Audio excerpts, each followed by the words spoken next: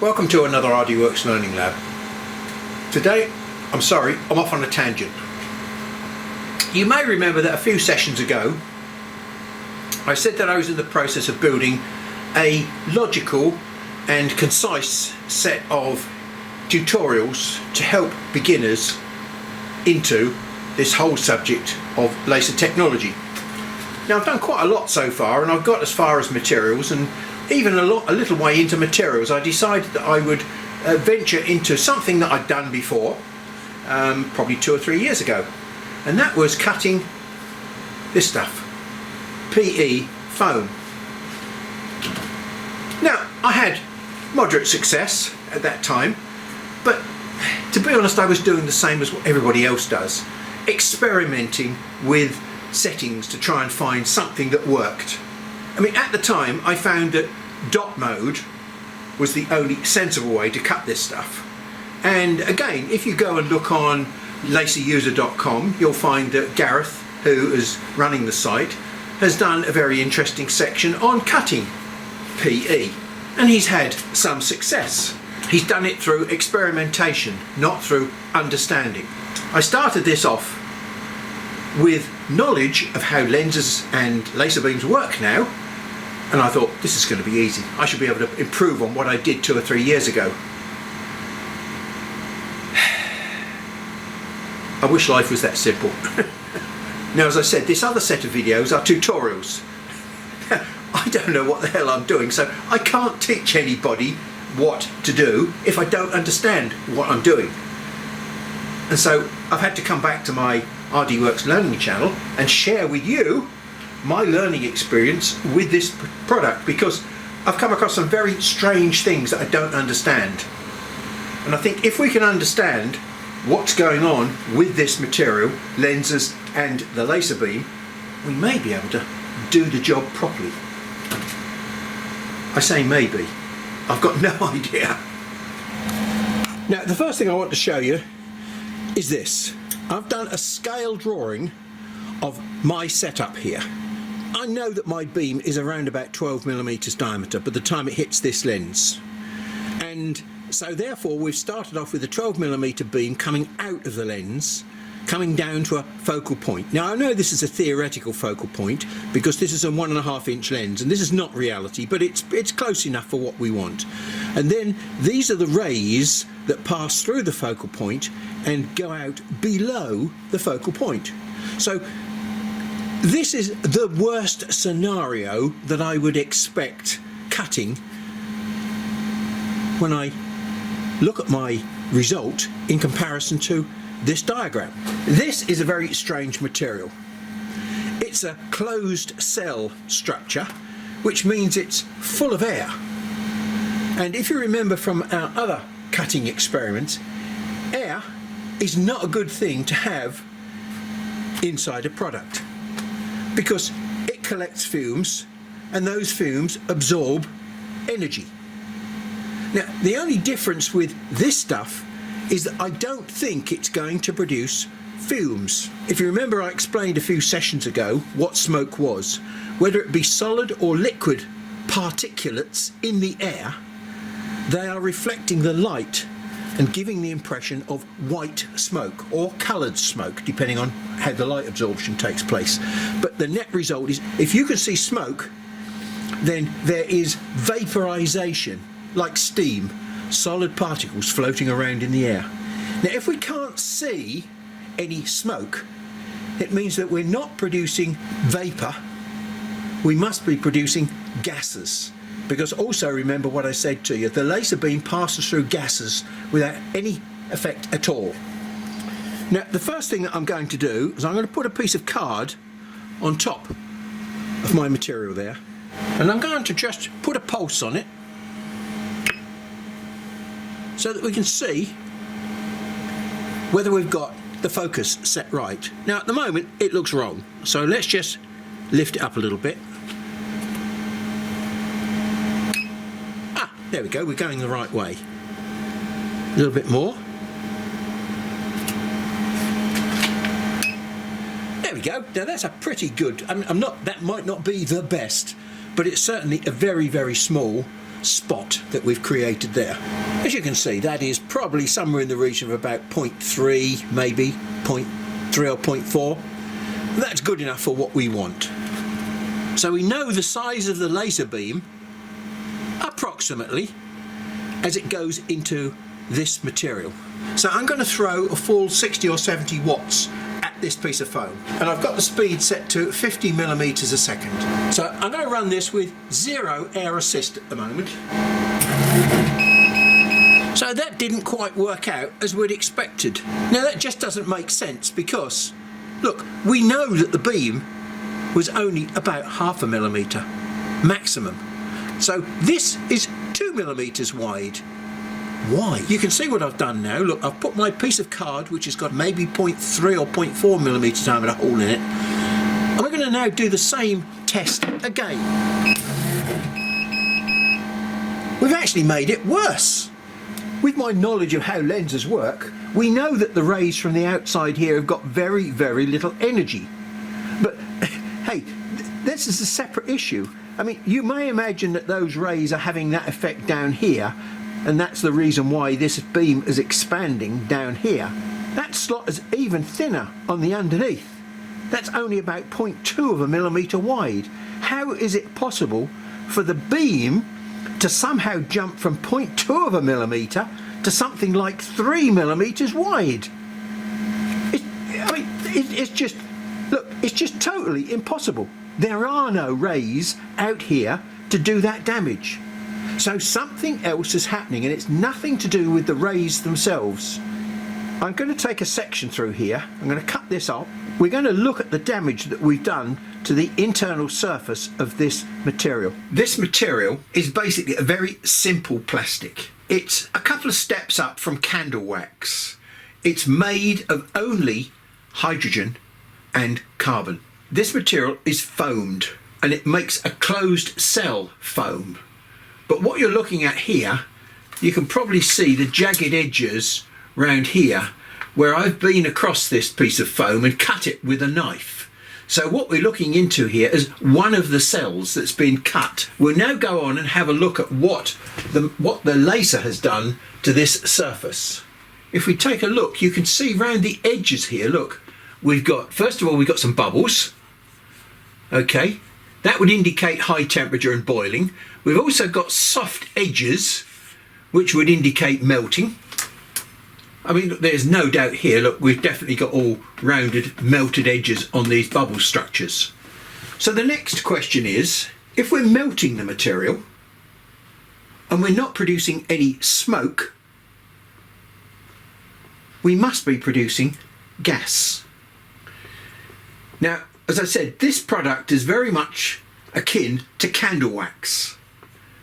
It melts very, very easily. And by that I mean to say at about 110 or 120 degrees C. That's just a little over boiling point. And that will cause this melting effect here. I mean, if we converted all that material into melt material and it just migrated to the side, we would have great big blobs of melt material here. We're not seeing that. All we're seeing is very local, very, very small melts, soft edges around the edges of the bubble structure. Now, just to put it into some sort of perspective, from here to here is 0.1 of a millimeter. So really what we're saying is here, this melt wall here is 0.1 of a millimeter wide. And we haven't melted all that 1/4 of an inch wide worth of material and deposited it on this surface here. No, this is just local melting that's happening before this material decomposes to something else. And what is that something else? Basically, the main constituent of decomposition is carbon dioxide. Now, carbon dioxide is a gas, which accounts for why we do not see any fumes. This product is decomposing at 500 degrees C into carbon dioxide. That means the carbon dioxide is very, very hot. Now, this material melts at little over boiling point, about 110 to 120 degrees C. So As we decompose this material, we're producing very hot carbon dioxide gas. Now, gas is something that expands and takes up a lot more volume than solid. I'm suspecting that the real cause of our beam width is actually the expanding hot carbon dioxide gas, which is causing collateral damage outside the beam width. It's the only explanation that would account for why we're getting so much damage. Now, at the moment, I'm throwing a lot of power at this cut, which means I'm converting this material from solid to gas rapidly. And that rapid conversion is also causing rapid expansion of the gas, hot gas, and probably causing the damage, the collateral damage that we are seeing. We're not seeing a profile of the beam, which is the worst scenario that we should see. We're seeing something completely different, which tells us there's a really interesting and strange mechanism of cutting that's taking place. It's not the laser beam that's causing the damage, it's the hot gas that we create that's causing the damage. Now, I'm afraid I continuously and boringly keep reminding you that this machine does not damage your material with power. It damages material with intensity.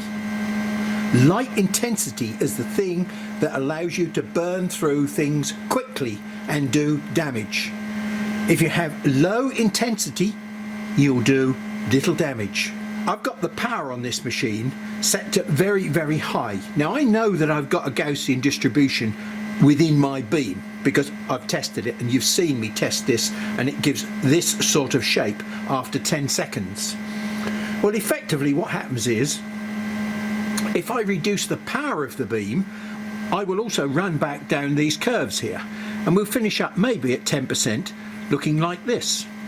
Well, if we compare the ratio of power here at 10% with the ratio of power, if we compare the ratio of intensities in this beam at 10% with this one here at maybe 70%, look at the difference in intensity at the peak, and then look at the intensity difference, say halfway up. Well, halfway up, we've only got that much intensity, whereas halfway up this beam, we've got this much intensity. We've got substantially more intensity. So when we change the power in the beam, we not only change the intensity, we change the distribution of intensity, the shape of intensity within the beam. So it's no longer this shape. It becomes this shape, much softer, much blunter. So the difference between the intensity at the edge and the center is a lot less. So after a very, very short time, we've been able to establish what the real cutting mechanism is in this material. Our strategy for cutting this material must be to keep the temperature at all stages below 500 degrees C but above 120 degrees C. So we're looking for a warm, straight beam. Are we going to get something like that from a laser beam?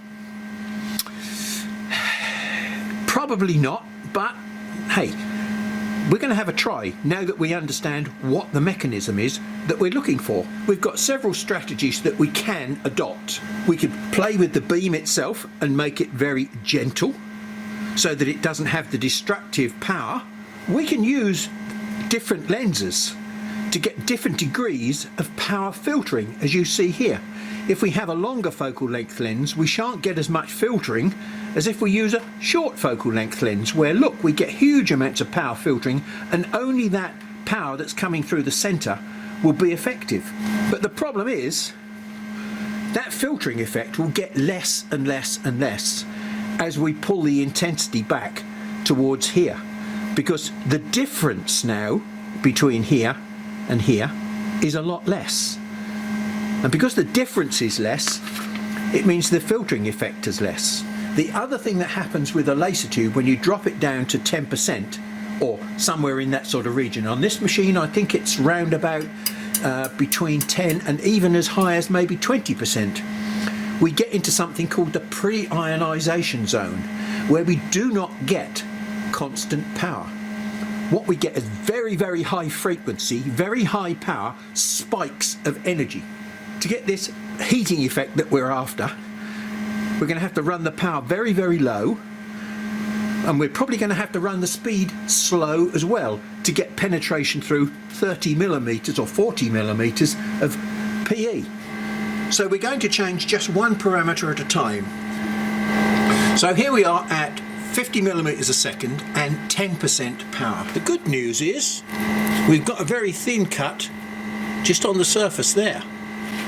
So let's leave the cut power at 10% and let's put the speed right down to something like about 2 millimeters a second.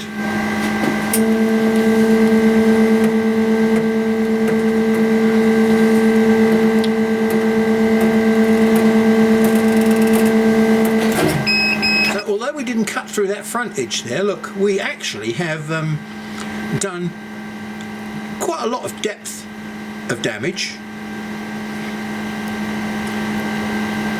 and the top edge is really not too bad at all. So I think we're adopting the right sort of strategy. We understand what the problem is, and I think it proves the point. This is 1 millimeter a second at 8% power. I don't think we've got anything coming out of the nozzle at all. Well, there is just a hint of something there, just a hint. Let's try 1 millimeter a second at 9% power.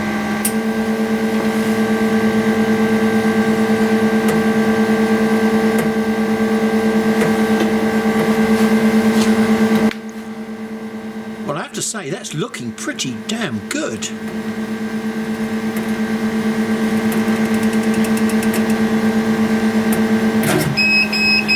We're very nearly through the bottom. Let me cut the front of that away.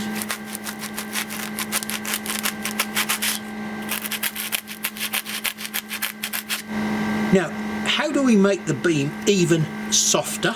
The answer is we change away from a 1.5 inch lens to maybe a 4-inch lens. So we'll just try and get our focus set about right. I don't think I can get much better than that. Let's try it the other way. No. It's definitely the right way, so there we go. So look, we can see the size of the hole on the bottom there. Okay, it's around about probably 0.2 or 0.3. And what we're seeing on the top there is basically power filtering.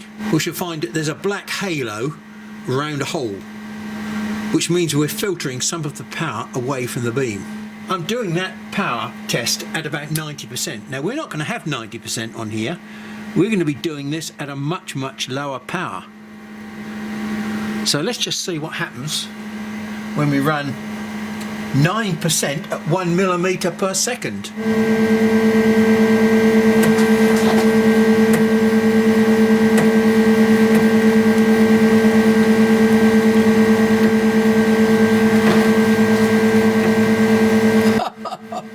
Oh my goodness me, how brilliant is that? Look at that. We're nearly there. We've come all the way through with a parallel hole, would you believe? And it's around about 1 millimeter, maybe 1.5 millimeter wide. But look at it, it's virtually parallel. So I think the point is well and truly made. We've got to melt rather than decompose the material. Right, well, let's do a quick real test, should we?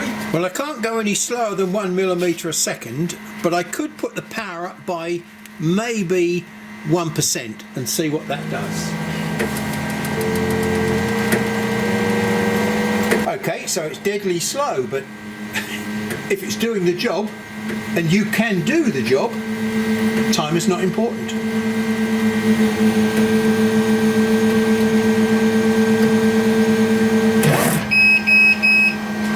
Well, I think you'll find that that's pretty damned impressive, isn't it? I think we've cracked it. We understand how to cut PE. Now, that's 40 millimeter thick. I've got a piece of 30 millimeter here, so that's going to gobble through that, isn't it? So I've kept the power the same, but I've increased the speed this time to 3 millimeters a second.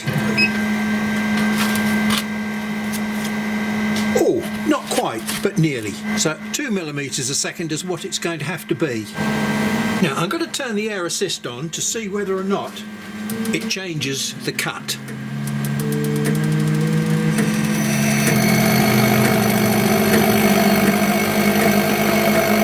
Now at the moment we're not using a cutting nozzle, we're using an engraving nozzle. And bearing in mind this is all about heating, if we use a cutting nozzle and blow air down the cut, we shall get even less damage. We might even get a narrower curve. Well, I would say, looking at that, air assist is going to have a big effect, because I would say that we got a much narrower cut round here after we put the air assist on. But on the other hand, we may well have created a wider cut round the bottom. So let's change the nozzle. We'll keep the focus exactly the same. Didn't quite make it through because of the extra cooling, but look at the cut on the top there. So we're going to run this at 1 millimeter a second at 12% power with full air assist. Well, the answer is yes, but it's actually blowing the bottom out a little bit. It's making it slightly tapered at the bottom. So air assist is actually possibly doing it some harm.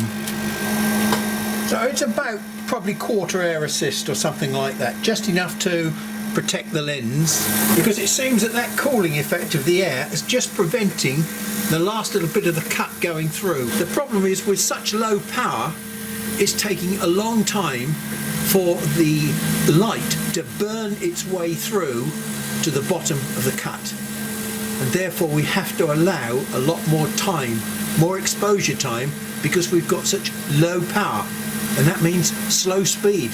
So we can't rush the job, I'm afraid. It is what it is.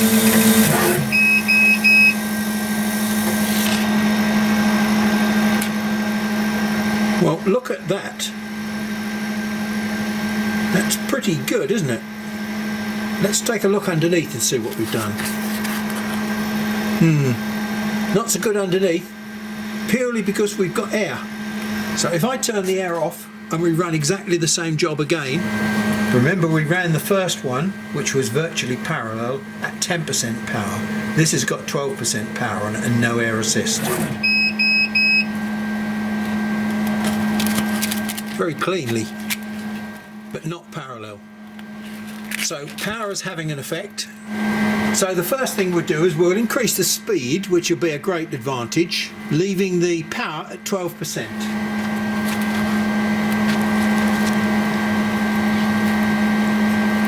Again, yeah, look, it looks a bit mucky. So I have to go back to plan A, pull the power down to 10%, speed 1. It appears you can't rush it.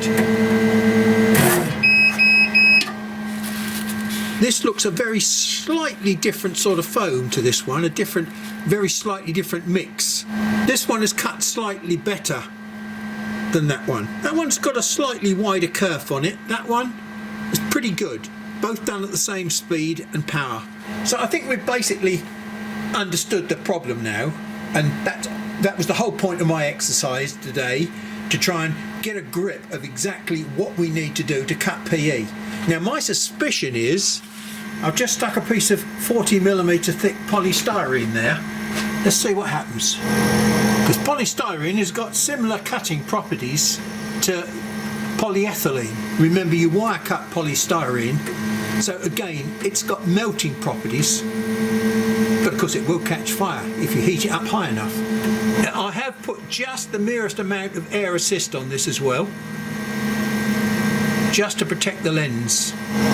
And again, although they say that polystyrene is likely to catch fire, because we're using such low power, we're only melting the material, we're not decomposing it.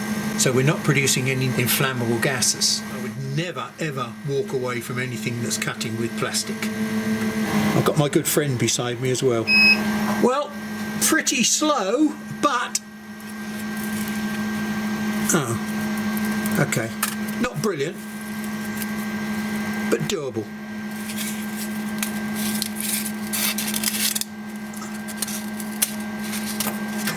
Or maybe the limit is only 30mm, not 40mm. We're going to drop back to dot mode.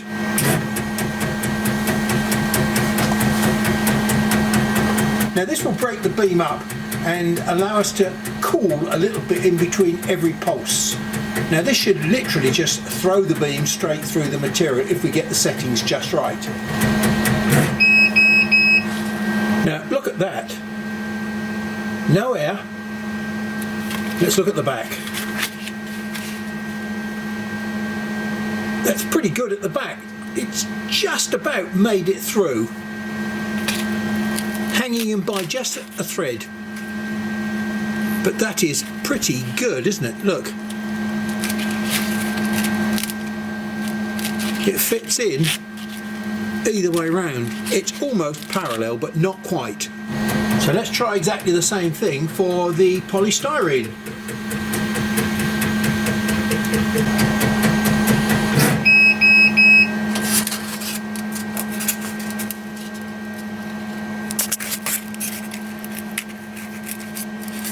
No, it doesn't work as well for polystyrene.